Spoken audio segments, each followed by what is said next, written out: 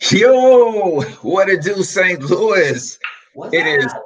7 a.m. on a Tuesday morning, so y'all know what time it is. It's time for the What St. time? Louis Hustle podcast with yours truly, Cortez Hustle, and my lovely Mm. co-host, Michelle. Hey, Hey. and we got a wonderful show lined up for you guys this morning. We're talking Mm-hmm. about amplifying the voices of women, right? So, yeah, power to the people, Michelle. Power to the people. It's about to go down, man. So, do us a favor as you guys are coming into the room. Go ahead and comment in the chat where you're from. Drop the name of your business and or your brand. Just don't post any links, but we would love to give you a free business shout out. We also have a very, very, very special guest that's going to join us around the second half of the show. So you guys are going to have to hang out with us. She's an amazing talent, and that's her whole mission is to amplify the Mm-hmm. voices of women and also people of color, but specifically women through literature and her activism. So y'all Yes. gotta really, really lock in on that. Do us a favor, man. Hit that share button if you have not already shared. I'm gonna go ahead and Smash it. share the show to one of my pages as well. I'm sure So too. I'm super excited. Michelle is excited as always. So we're gonna run our intro and then be right back. It's the fake intro. The fake intro. Yes, there is no intro, but that does give us time to go ahead and hit the share button from, let's see, there we go. We go live. And that's our whole mission is to amplify the voice. Let me smash the share button. I'm going to share Stairs it over right. to, Bring it back. I can't bring it back. actually, I'm going to do a watch party here. Do a watch for it. Watch it. Watch it. Watch it. Watch it. Watch out Watch it. now. Watch it. Watch it. Watch it. Watch it. There we go. All right, all right, all right. All Are frogs you clear. ready? Are you Are you ready? ready to throw down? Yes, I am. A old school radio voice. Hello, I'm on the microphone. Hey, don't leave me alone. Let's go. All right, let's get ready to do it. In three, two, one. All right, ladies and gentlemen, welcome back to the St. Louis Hustle Podcast with your host, Cortez Hustle, my girl, Michelle A. And Hey. we are live and direct from the Monetize My Life studios here in St. Louis, Missouri. Ladies and gentlemen, if you got a gift, talent, special ability, and you want to turn that thing into income, then you want to check out Check it out. monetizemylifenow.com, where you can Check grab it a out. copy of my best-selling book, Monetize My Life, four incredibly simple ways to turn your profits, your passions into profit with little to no startup Yes. costs. So be sure to check us out over at monetizemylifenow.com. Michelle, how was the What weekend? up, though? How was my weekend? My weekend was great. Um, what did I do? It just went so fast. I did a lot of stuff. I do a lot of stuff on weekends. So I was out Friday and I realized, and I told you this before, and I know that it's not the best position to put myself in. Mhm. However, I was out. I went out with a girlfriend of mine, and we just went to a little local place, got something to eat, and had a few drinks. And my children, who are of age, Mhm. they invited themselves. Yeah. Never did I Cra- say, they "Hey, crashed your y'all, come party. on." They crashed the party. They were like, "Oh, I'll go." Do you remember the invite? What happened? So they showed up, and here's why. And I'm glad that it's turning. I love my children dearly, Yeah. but I can't hang out with them like that, because I instantly go from Michelle hanging out to I'm on eagle eye alert. I'm watching Mhm. every old man in the building. Stay away from my babies. Stay away from my babies. And they, in their mind, they're like, "Oh, we got a free drink." Don't get him and you punched in the throat. You Okay, about to get all your up in name this area. killed for a free drink. When Stop. I tell you this old man, he looked over to me. He rolled up on my younger daughter, who I ain't gonna say age. She's of age, but she's still younger. Right, When right. I tell you, I stared at that man the whole night like this. I said, and every time he looked up, he'd be like, that awkward moment when somebody's watching you and you're like, Yeah, still yeah. watching. That's me. I'm watching. And so somebody was watching me watching him. And the guy was like, set it down. I know what you're finna do. I just approached him. He was like, don't do it. I'm sorry. I'm already in motion. You can't stop. Can't turn it off. Can't turn it off. I approached him and I just, hey, how you doing? He was like, I'm fine. How old are you? Old enough. Old enough gonna get you smacked up. Okay. How old are you? When he started backpedaling, I said, okay, harmless. Because first of all, you let me hit you up somewhere. Yeah. And he started backpedaling, like, I didn't, I just was, okay, so you're that guy. I ain't got to worry about you. They can tag team you, handle you. They can whoop your tail together. It's okay. You know what? Carry on, bro. Go ahead, finish what you're doing. Buy the drinks. But I got my eyes. So other than that, I mean, it was a weekend. I stayed home on Saturday. Yeah. Got some reading done. And I just chilled. Yeah, and it's funny because you're obviously out in a public place, so you can't stop your girls from coming. I was like, cool, security, y'all just gonna let it happen, or that's gonna let them in. And if you like sugar, you got the Family 360 app on your phone, so they know exactly where you're at. So they just pull up. They just pull up. With my mama. They enjoy that. They're my little sisters. No, you're our mom. Yeah. So, interesting stuff. So, real quick, these numbers, we're starting to spike again, people. We really, one thing I noticed when I was out, the place I was at was crowded, so I ain't stay too long. And I had my mask on. There were, for the size of the place, I don't know if they lifted restrictions. I've been hearing conflicting information that they've lifted restrictions for some places, and this place had a lot of people in it. And I would probably say only about 25% had masks on. And I said, the devil is a lie. I'm getting out.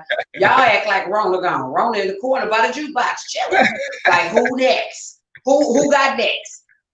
It was a shame. And I'm just like, people sweating and pumping all in each other's faces. I was like, you know what? This is not. I'm out of here. Then I'm out of here. We're starting to spike again. And what the studies are saying is that the next 12 weeks are going to be the worst throughout the whole pandemic. Now, they said that before when they gave their predictions early on in this thing, and it was kind of true, Yeah. We can't turn a blind eye to it. I've known people personally who've been affected. Thank God I don't know anyone personally who's lost their lives, but I've known relatives who's people close to me who have distant relatives that have lost their lives, right? So it's a real thing. We can't afford to just do what we're doing willy-nilly, so we have to be smart about this. We got to stay alive. Don't wake up dead. Stay alive. So don't wake up dead. And it's that time, flu, cold season, and I don't know if the hospital's money is tied to COVID numbers, but a lot of people gonna have COVID, man. I don't know. It's funny because the conspiracy theorist in me says this ain't the time to go to the hospital when you just got a cold. Yeah. But actually it is, because that cold could be COVID, right? But it could. But I think it will be COVID no matter what if you go to the hospital.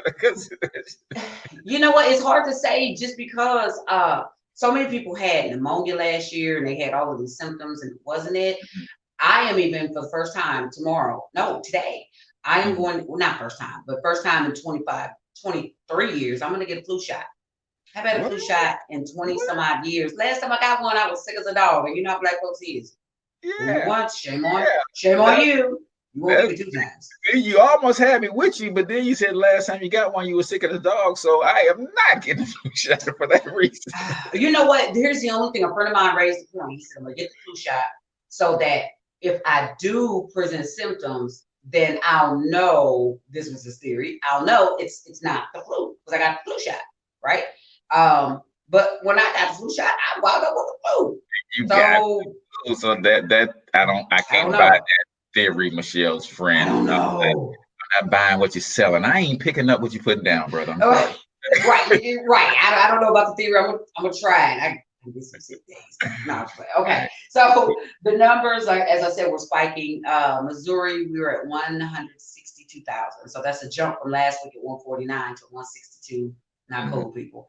And Illinois, y'all, I'm gonna put you at 350. You see 349 and some change. I'm gonna bump you up to 350. Those are scary numbers. It's just super scary. So you just have to, we gotta stay vigilant. stay diligent. Yeah, we gotta do that. And last thing, your president. Yeah, my president. He fulfilled the stereotype, but it was kind of refreshing a little bit. But well, I won't say that. He fulfilled the stereotype like black folks eating chicken and watermelon. He fulfilled the stereotype of white folks that they can't dance. And if I was white, I would be mad at that joker. If I was white, I'd be like, he is not the representative. Okay, can we look at Justin Bieber, Justin Timberlake? Look at anybody. You know what I'm saying? Look at my mama. Just if I was white, I'd be mad. That man was on TV dancing the YMCA and could not. What is he was dancing from the waist up. Feet wasn't going nowhere. There's two things, right? Number one, he's 70 years old, so he probably should not have tried it. But then to be 70-year-old and white and an aristocrat, none of that says I'm gonna be on the dance floor cutting the rug. Right. None of that says I'm what it says is we're gonna cut the rug out from under your butt and get you around here is what it says. What it said, cut the rug? Hold on. I got a rug right here. You need a rug? I got one. Right. Yeah, he fulfilled all the stereotypes. I was like, white people should have been like, he's not with us. Technically, he's not white, he's orange. He's in a whole other race. He's not with us. We don't know that dude. Yeah, so that's what I got. Yeah, your president. Yeah, awesome. So, and we talked about this, and we're not going to turn this full politics, guys, but I was listening to Killer Mike talk about reading, and I'm actually going to go and do this later today on a public show. I'm going to go and read the president's platinum plan. And the platinum plan from President Trump says specifically a lot of things that he's going to do specifically for Black people, not people of color, not minorities, specifically for Black people, right? That don't involve a vote, do it? Oh, okay. No. And what's funny is we're just wondering what the other side is waiting on to say what they gonna do specifically for Black people. And they ain't saying, Michelle, you can't keep on saying what you're gonna do for people of color, because that includes us, that includes Hispanics, that includes Asian Indians, that includes a lot of different people. Yeah. We need to know what you're gonna do specifically for us. Now, before y'all go dragging me across the internet, I'm not saying I'm a Trump supporter. I'm just saying when you play politics, you gotta wonder why. Okay, he's saying exactly what he's gonna do. They ain't saying nothing at all. What's about to happen around here? Go ahead. He lying. He's a liar. He can say, he's probably like, we're gonna give Black people, this is what we're gonna do for you. We are going to make sure all of you get raises. We're gonna make sure that we put weed and all the vending machines across the United States. Coke 45, malt liquor, you name it, you got it. Okay, we're gonna put all that in the vending machine so it's readily accessible for you. And we're gonna make sure that baby mamas and baby daddies, you know what I'm saying, you guys have a platform to just fight. Just so we're gonna take it mainstream. I'm real good at reality show. He's making promises. I think that he wants the Black vote. He wants our vote, and I really believe that he's just making promises. I unfortunately, we said this last time when we were on. We talked about President Trump. When a person lies all the time, they tend to just say what you want to hear, and they say what feels good to them. It just comes out their mouth, and they're like, let it to the atmosphere. And that's my point, Michelle. Is he gonna get the Black vote if the other side don't say at least something that they gonna do? Man, I take the silent truth before I take a loud lie. I'm telling you, he's gonna mess around because you gotta at least acknowledge that there's something that has to be done specifically for us. Because every other president has included this minority thing. Hey, we got to do this for minorities, and it never gets to us. Women get, other cultures get, the LGBTQ community gets. and we still left out to dry. Yeah. So Yeah. I'm just waiting on them to come with their counter plan to say, hey, they got the platinum plan. Hey, look, this is what we're gonna do for y'all, right? Double platinum. We're going double platinum, right? Double That's what platinum. you gotta do, right? Cool. So today's show, we're talking about amplifying female voices, right? And I saw a Facebook meme just the other day that raised a good point. Is matter of fact, it was Lenny Kravitz. I don't know if he said this, but you know how they create those memes. If I'm holding something that appears to be a sign, then people can whitewash the sign and put whatever they want on there and makes it sound like I said it. But he could have said it, because I can see Lenny Kravitz saying this. He just basically said, hey, men, we've had our time. It's time to turn the whole thing over to women, and let's see what happens. Because look where we are now with women, with men running the world for the last 1,000 years. Let's let the women run it for a little while and see what happens. And I was like, I concur, my brother. I think there's been too much testosterone in leadership. And funny thing is, every time we need to settle things down, there's usually a strong woman involved in making that happen. So I'm like, why we just don't just skip straight to the strong woman and just let the woman run things, right? So I'm glad that we are doing this episode, and I'm gonna let you take the lead on this. And again, we do have a very, very special guest that we're gonna introduce you guys to, who has a voice in this as well. But the first question you pose, is it women's empowerment? Is it a fad? Is it fashion? Or is it forever? Yeah, you know what? And I raised that question because, I did some research. This show has me doing a lot more studying and reading than I've ever done throughout my whole academic career. Thank God for Jesus. Okay, so when I did my research for this, I, just really kind of dug up where this feminist movement came from, where it started. And, it started during the first wave of it happened in the 1920s, 1930s. And from there, it evolved because it happened right after I think World War I, I believe, or something like that. And so it just kind of morphed. So from the 20s, it died down a little bit, came back in the I want to say the 60s. It leveled out from the 20s and 30s, and then it reemerged in the 60s, 70s, 80s. And when I say fad, is because, or is it, fad fashion or forever? It just seemed like, because it has its highs and its lows, we get a burst and then it dies down. We get another burst and then it dies down. So I really was questioning, is this something that is for everything? Like, should women really be, and ladies, don't drag me through the mud, send all your feedback to this guy. But should we really be totally in the forefront? Can we handle being totally in the forefront with longevity, right? Not believe that I can do all things through Christ who strengthens me, ta-da. But I do believe that there is an order to it. I believe that women need a stronger presence in the front line. Yeah. Do we need to totally run it like Kamala, right? Awesome that she's going to be the vice president. I won't speak on my opinion as to whether a woman should ever be president. I think we should take a run at it. Should we have a series of female presidents? I don't know. That's I don't know. But I do believe that you said something so pivotal. It's time to, in those moments when men kind of jack things up, normally a woman comes in to kind of, that's our role. That is what we were created for. Now, mind you, that whole Adam and Eve thing, the whole apple thing, okay, we missed the bus on that. But we learned over the years. You know what I'm saying? She didn't get it right, but we learned over the years.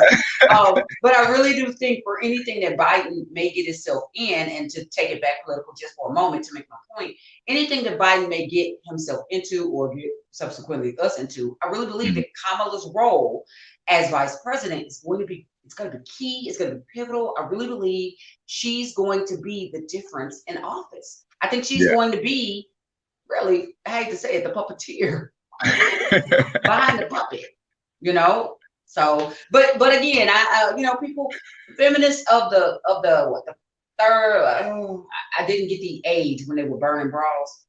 First of all, Right. ladies, keep your bra on. Some of us that ain't a nice thing. Don't be burning bras. But we've done things over the years to prove our point and to prove our relevance. We are Mhm. relevant. We are needed. Right. We do Yeah. need to be on front line. Yeah. Just not sure how far. So. Gotcha. Well, I do believe that there's God created this duality for a reason Yes, because of balance, right? Too absolutely. much of anything will kill you. Um, Ta-da. and too much testosterone is killing the free world, There it is. literally and metaphorically Literally. speaking, Mm. because we're out of balance, right? Yeah. And you said the ups and downs. I believe the reason that we have those ups and downs because you remember in those world wars, the men were Yeah. all gone to fight. So the Yeah. women were at home running factories and Yeah. doing We all of this were. stuff, and that Mm-hmm. created the balance, right? Yeah. Right. So why is it so hard for us to see that, hey, we two should just be walking step and step the whole nine. Don't Absolutely. don't let it's kind of like we're on our way and we about to Mm-hmm. run into a building and we about to crash this vehicle. Then a woman steps in and says, let's reroute. And Yeah. then once we reroute and get back on track, now it's I got it. Get in the back seat. Right. I got it. Right. Mm-hmm. Well, Yeah. we might need to stop. I got it and start. We got it. Right. Right. And let me just So, keep you in the front seat and let's go side by side and make this thing work. well, so your comparison is to a man when he gets lost. Great All the time. analogy. Yes. And a Yes. woman that says, "Hey, baby, I think we're lost." We ain't lost. I got it. No, baby, I Yeah. think we're lost. No, I got it. So when Yeah. we get ready to crash, then he says, "Okay, we're back on route," and now you get the back seat. Now, No, I'm gonna stay in the front now, seat. yeah, yeah. Uh-uh. Now I got it again. Right. I got it right, right. Back on track. You can get it back now with the kids. Oh, Joker, I'm right here. Okay. Yeah. Yeah. So yeah, I agree. I think that really is a great analogy. But I think the balance in leadership, especially political, that's what's running the country. I think that balance is going to be. I'm really excited about Kamala being vice president. I really, really am. Just for Yeah. that reason, the women's part of it. I think she's going to Mhm. fight harder for us. So Yeah. And I think women have to be okay with heck yeah. wanting it. I think sometimes women feel guilty about even wanting to take charge. And I'm like, you Nope. should never feel guilty about that. Listen, Joker, you messed it up. And I'm here yeah, now. I can support your friend, but hell, he probably gonna mess it up too. Let us get in here and do Right. and do Let me something. have a crack at this. Let me take a run at it. Yeah, I agree. But I'll say this as a female leader, entrepreneur, leader. I just think there, like you said, it just goes back to balance. There have been times when I've been in situations with men and they don't step up. So I think there is something that you're right to an extent where there's something in women where we're like, I know I'm not supposed to maybe run ahead of you, but Joker, the wall is coming. right. And so am I supposed to just die with you? Because I'm a ride. I ain't no ride, I die like that. But we step out front, and Yeah. and there are some women who are good leaders, Esther. So you know what I'm saying? Mhm. Yeah. We lead things. I guess the question is, and this will be interesting to get feedback from our guests. When we Mhm. lead, should we stay in the front? Are we meant to stay in the front and drive the bus, or should we just hop over the passenger seat once it gets going? Like, Right. what is? I have my opinion on, but what say you? What? I Yeah, want to I find think out I your think angle. there is a place for women in leadership across the Hmm. board, Yes. just period. And Hmm. I think we have to get beyond this um, competition thing where Yes. it is I feel a way because this is why women aren't in more leadership roles. And do us a favor, guys, answer this question.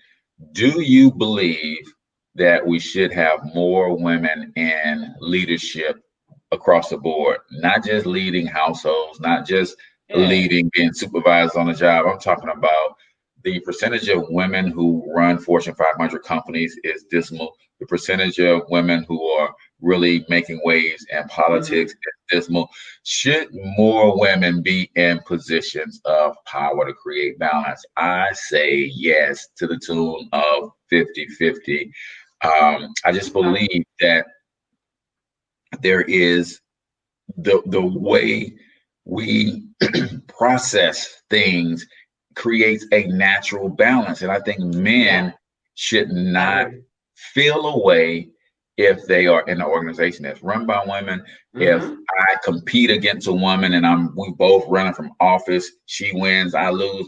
I shouldn't feel like that's a knock on me solely because she's a woman. No, I lost because clearly she's better. Right, she's a better candidate. That's it. That's it. That's it.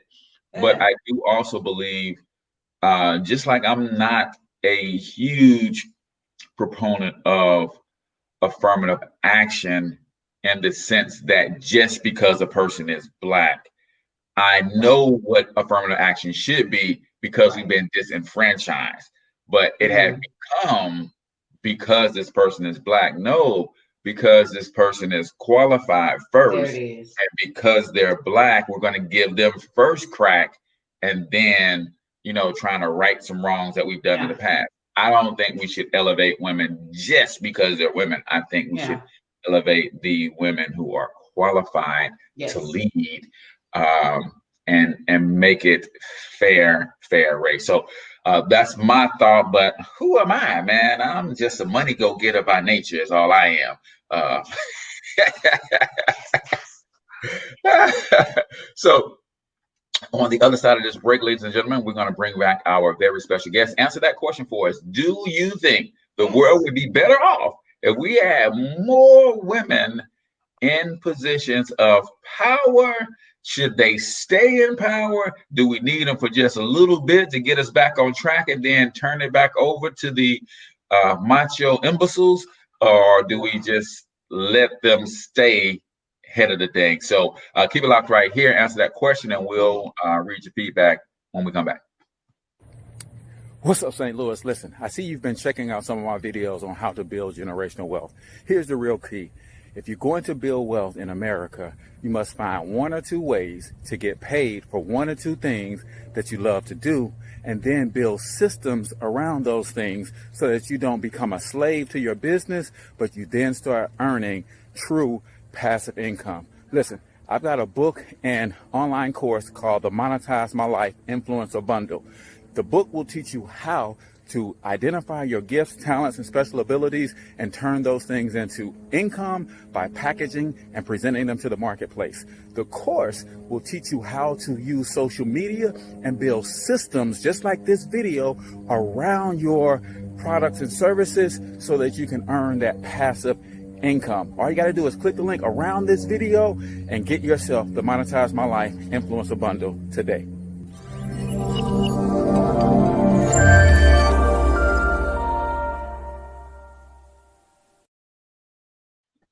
All right, ladies and gentlemen, welcome back to the St. Louis Podcast. I'm your host, Cortez Hustle. That's my girl, Michelle. Hey, cracking up all the time.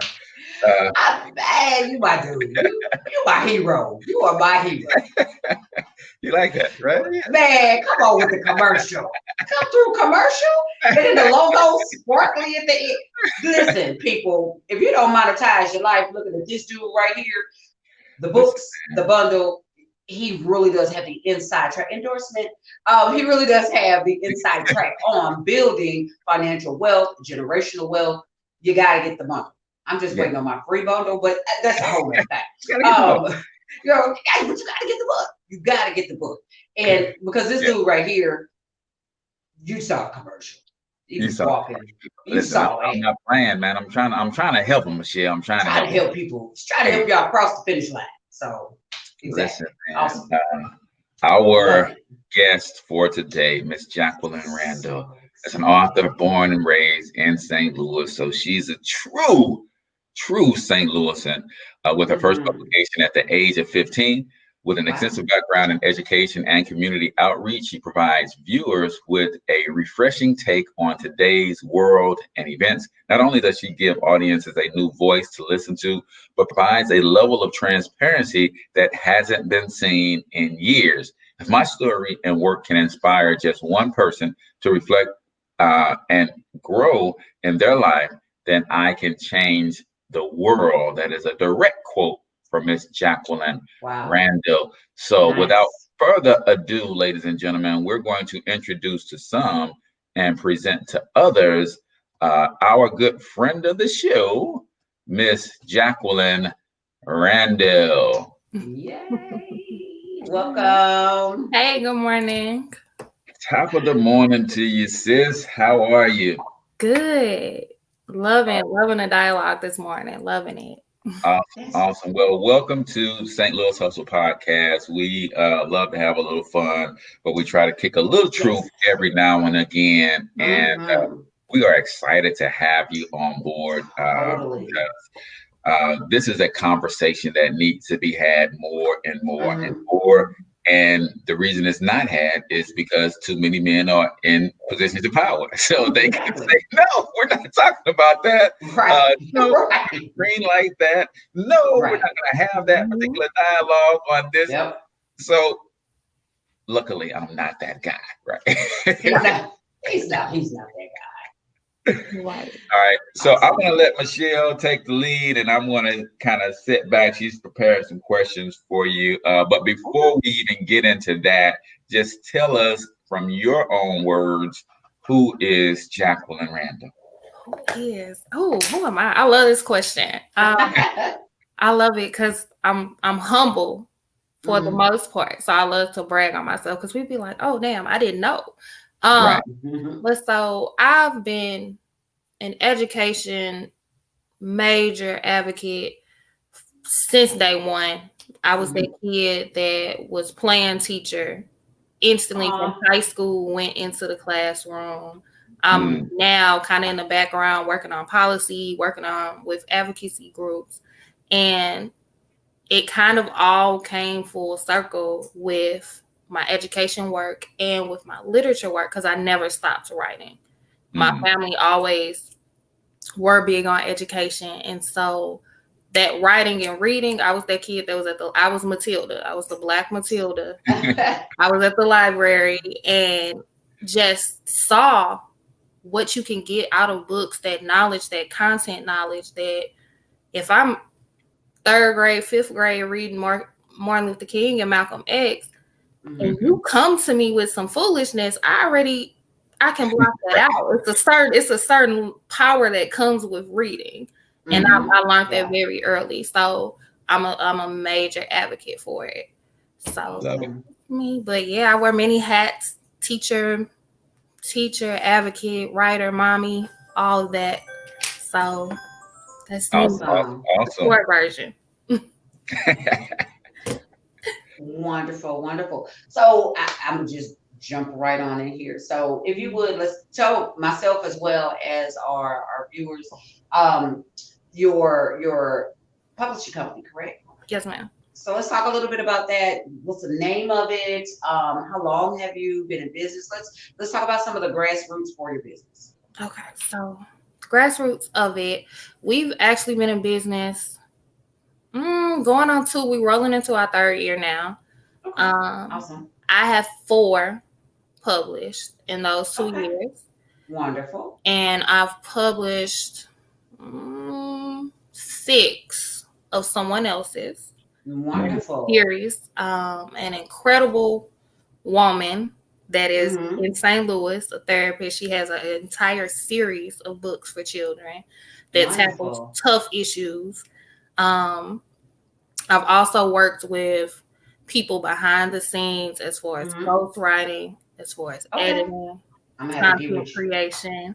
So that's so what's the name of the publishing company? It is Cafe. Oh, I'm sorry. That's the long version. It is C&E Reflections Inc. C&E Reflections Inc. Awesome. That is wonderful. And I'm glad you said ghostwriter because we're gonna talk because I need a ghostwriter. Because it's often just from that publishing angle, It is I'm a content creator, but I'm not a writer. I don't think I'm a Mm-hmm. writer because I'm too lazy to write. That's how I'm not writing. And but it's so hard to find a female writer, a woman, that can take the content Mm-hmm. and take the vision or the idea and write to it from a woman's standpoint as well as a Black woman's standpoint, right? Mm-hmm. Or African American woman's standpoint. So that business, just for you, even just the ghostwriting, never mind your amazing abilities. Because I went online and researched and I read some of your stuff, hey girl. And so and just never mind some of your own published writings that you have out there. That's a big deal in itself. But to be able to be humble, to say, I'm gonna lend my craft to someone else to help them be great, that's an amazing trait, right? Because not a lot of people can do that. Yeah, it's something I always say. I say it's enough room on the bookshelf for everybody. It's so many people in the world. It's so many people that have amazing stories that have to be shared, that need to be shared. So it's no point in me holding the keys and just being like, oh no, just write your book. Like let me give you the keys so people can actually get this and get what they need to out of your story. And that's kind of why I focus on those more therapeutic self-reflection pieces, because we need that. It's a time where we need it. Yeah. Oh, most definitely. You said something so key. The self-help part, they're the person that's not able to write, they may have a message to put out. And again, a pivotal role for you, you're the voice. Look at that girl, amplifying the voice. Click. Won't I do it? So that is the way I was like, hey, it might be wise amplifying the voice. Did you see the light bulb? Okay. You see why I need you? I just got to the party. I'm late. So but that it's so pivotal. The role that you play is so pivotal. So let's talk a little bit, like when you started your company, and you said, okay, you said you've been writing for all these years. When you decided, are you self-published? Let me start there. Did you self-publish first? Yes, I'm self-published. I am. If you are on my page is private, but if you're on my page, I'm a Master P fan.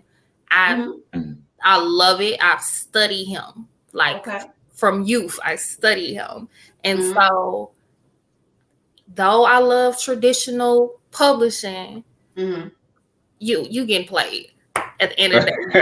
I've heard that. I've heard it. So I'm big on self-publishing. I tell people don't beat yourself up, because it's very hard to break into traditional. And then even if you break into traditional, you can scroll back through Twitter. It's a hashtag called Publishing Paid Me. It shows the difference that Black writers got compared to their counterparts. And some of these Black writers are on the New York Times bestseller, which is hard to get on anyways. But it shows they were paid pennies compared to these people you've never heard of, stories you've never heard of, stories that aren't even in libraries. So it's cool to say you are traditionally published, but I think one of the authors got 20,000. I'm like, that's nothing. Like in real life, right.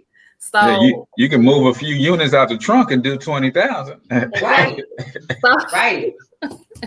So I'm a big on being an indie author. That's so amazing. So much to really just kind of open up there as well. So when you decided, let's talk about from the female perspective, when you made the decision, I'm a self-publish. Was it, first of all, I guess two-part question. Was it always your dream to, maybe when you were younger, I'm a self-publish, or did you get to a place in the industry where you were like, you know what, this is not working. I could probably do this and just do it on my own. Which was it for you? And then once you made the decision, talk me through the transitional phase and the road that you had to pursue. I think it was a mix of both. Okay. So I never wanted to be a starving artist. I never wanted to be that person that was beyond creative, but was not making a living. So that's why I pursued education. That's my bread and butter. But I'm doing this in the background and still having that alternate stream. And so I'm all these years I've been writing, and I'm like, okay, can't get through this door, can't get through this window, can't get through this back door to traditional publishing. Yeah. And as a writer, you have to constantly read to see what's getting put out, see your comp titles, all of that. And I'm like, this is trash. Like, y'all give me the same story, the same. How you really feel? Like, just being completely honest, like, it's the same stories over and over. Y'all just changing the cover, and it's indie artists that have way better stories. And so I just got tired of it and was like, okay, we about to do it. It's time. I think the first piece really was just a cleanse for me because everything came to a head with personal, with professional, being in the classroom and seeing that there really is a bias. And I'm not gonna go too far left, but there really is a bias in how they treat Black parents. And when I became a parent and I switched from being just a teacher and I became a parent and a teacher, I would be sitting in meetings with people in different orgs, and I would just kind of have to keep my face together, like, okay, y'all really think, you know, all our homes are broken and we, you know, like it is really those images there. So that's what made me really push that first book out, because we are all not the same. My experience as a woman, as a mother, is probably completely different from yours. And yours is different from your neighbors and etc. So it was to counter that narrative. Awesome. That's awesome. So let's talk a little bit now about, you know, the women's empowerment. So right now, do you currently, I know that you are an active activist. What are some of the programs and organizations that you work with, and like, what's your distinctive role whenever you're working with these organizations?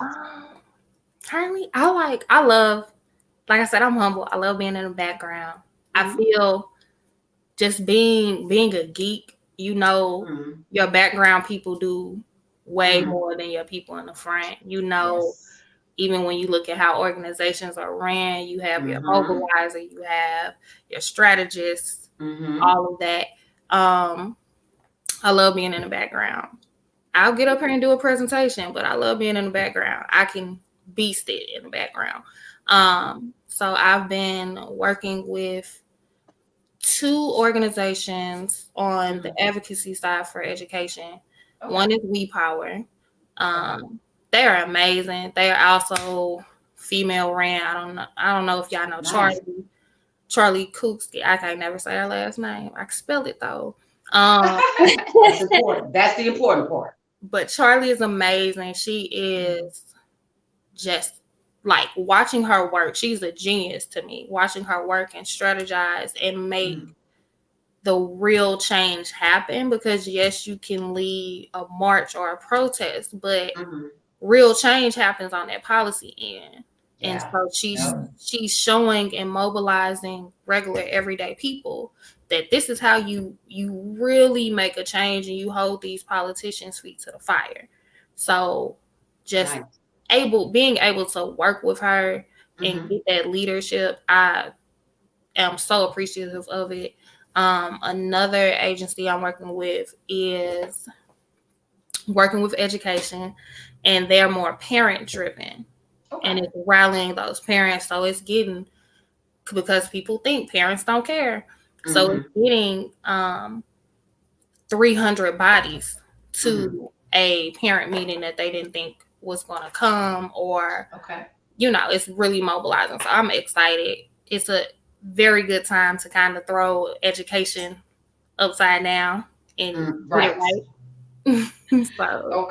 Awesome. So as Cortez has on the screen here, let's talk about your book. And I did see this online yesterday. And I'm a little blind, so I'm gonna take us through the titles without I love you wherever you go. There it is. Yes. So tell us what this book is about. So this is actually a book based off of my daughters. Okay. This book shows the love from being a older sibling, seeing that firstborn and like, who is this baby in this house? And that love growing. And it actually, I wish I could have put the pictures up on the website the way I wanted to, the way that they're on IG. But every picture is based off of an actual real picture. Wow. My eldest daughter, she is my little boss in training. She green lighted every shade that was used in this book. Nice. Every illustration. Like she's a fresh. That's awesome. I think she's about to turn 6. She's about to turn 6. And she was like, no, like soon as it would come to me, she's no, I don't like this. She approved the writing. Like awesome. And it really just came from a place of being a parent. You have this bond with your first. And you have this second, and you're like, okay, is the bond going to change? Or are they going to like each other? You have all this anxiety. And so in the back, I actually added a parent page with tips, tricks, how to make it work, how to create that bond with them. This was my baby, and I'm excited because it took off. You have confidence and you have faith in your product. Right. But it took off to levels where I about to brag. So let me go ahead. You go ahead, girl. Just off of pre-orders, I sold as an indie. I sold more than 1,000 copies.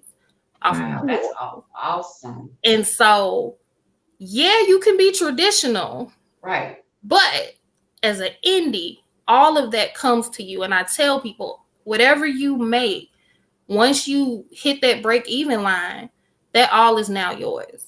Where traditional, you not. You gotta get back. You know. Love it. Gotta give it back. I'm just saying. I try to tell people as well. You think about, I use the analogy of music, right? Hip hop, right?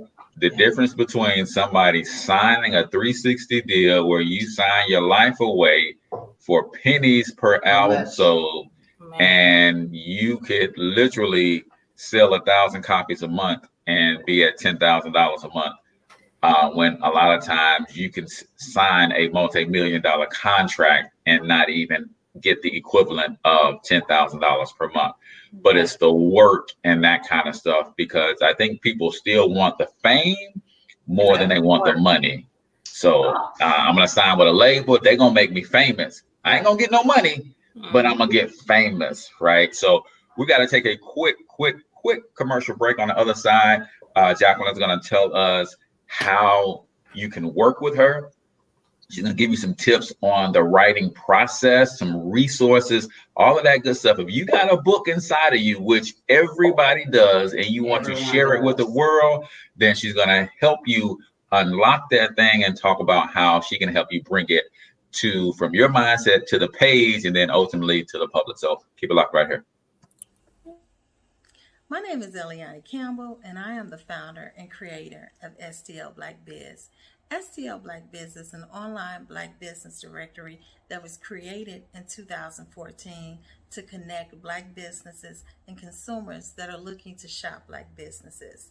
If you are a Black business owner and you're interested in showcasing your products or your services, you can do so. You can visit us at www.stlblackbiz, and you can list your business. For more information, visit www.stlblackbiz.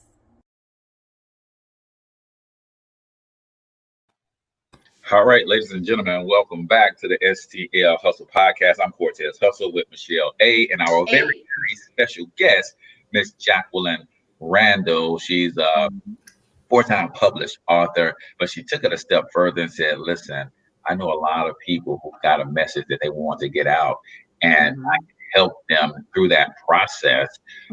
So Jacqueline, really quickly, talk about the actual steps that it takes for someone to get with your program and how you can help them, whether they already have some pages, whether they have nothing. The book is all up here. What are some of the steps that you could take to get them through the process of actually getting the book down? And then, of course, you are great at editing, so you can help edit, shape the book, and then get it out. My first thing I would say, if you have that idea, write it down. And even if you do an hour a day of writing, or you just have pieces of a story and you know, okay, I know I want it to end like this and the middle is going to be this. If you come to me with that, we can piece that together and put one story together. And then, of course, you do editing, revisions, all of the back end work that is necessary that people don't talk about. Right. Go into launching a book and launching it successfully. I'm actually about to start vetting beta readers for the St. Louis area.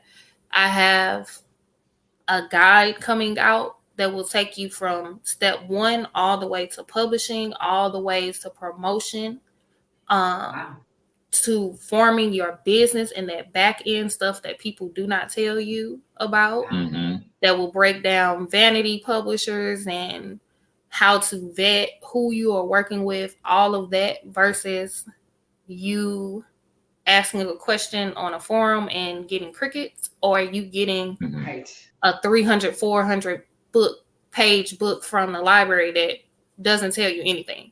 I'm gonna break it down to you completely. Do this. Okay, now that's done. Do this. Nice. So it's a process, but it's work that's necessary if you want to do it.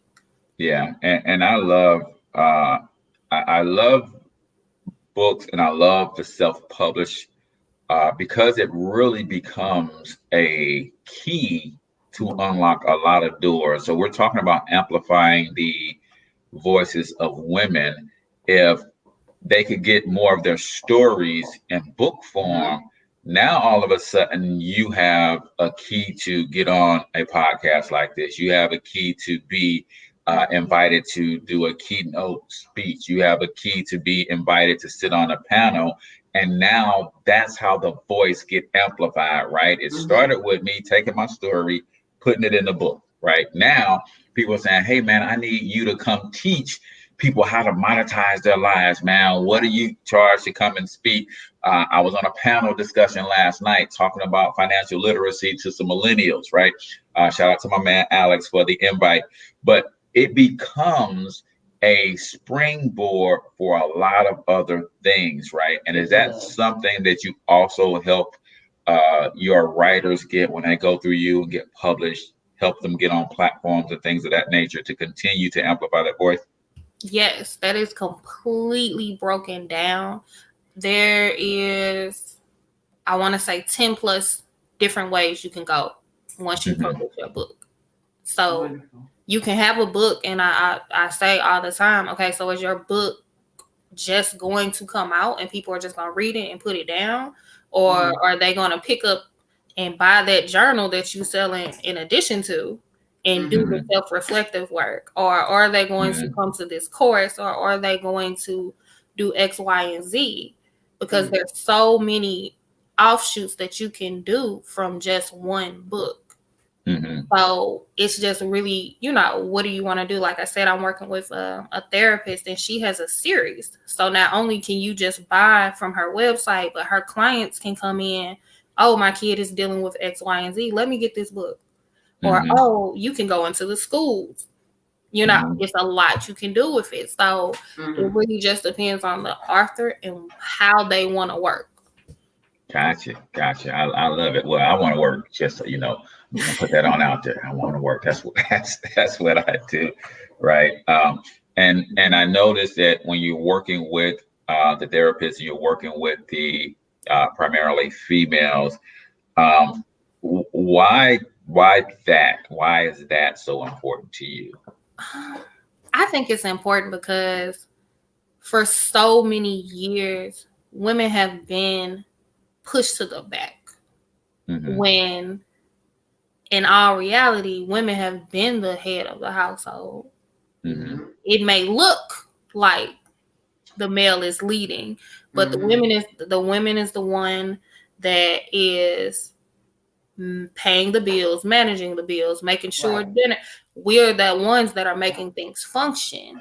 You know, the doctors really aren't doing the work. It's the nurses that's doing the work. It's the women. And so why aren't our voices being heard? Why are women not in the congressional meeting about women's issues? It doesn't make sense. Right. A whole room full of men. Y'all don't even know what our body looks like and how it works, but you're making decisions on us. Exactly. So it's time for that voice, especially Black women's voices, to be amplified, because it is oftentimes silenced, and a lot of that comes from trauma. A lot of that comes from mental things that our community doesn't really deal with, or, you know, will kind of sweep under the rug a little bit. But, you know, now it's like, hey, we need to, you know, let's have this healing circle. If we can have a sister circle, y'all brothers over there can have that and get some healing going and get to where we are, to where we can get back aligned and walk side by side versus this battle that's invisible, but it's there. Yeah, I think that is critical. We've got to be more collaborative than competitive when it comes to each other. And I think women have done a good job of nurturing the male ego, but the men have have a long way to go with understanding how to nurture the female's securities, right? And we got to go to bat for you guys a lot more and stand in the gap for you guys a lot more, because that's really another way to get our ego stroked. Because when I come in and save you, you're going to say, oh, thank you, babe. So really, that's a selfish deal. But we need to do it nevertheless. Don't give me the look, Michelle. I had to get you the look, because you said, when you come in, here's the thing. See, most men do this. And I appreciate you, because I know the man that you are. So I know what you meant by that. But a lot of men do think that they have to play the hero role with us, right? They got to come in and save us. No. Support me. Stand with me. Walk with me. Yes, play to my securities. Make me feel more secure, and help me win. Don't win it for me. You know what I'm saying? Yeah. Because if I am a strong woman, which I am, I think that's part of the battle.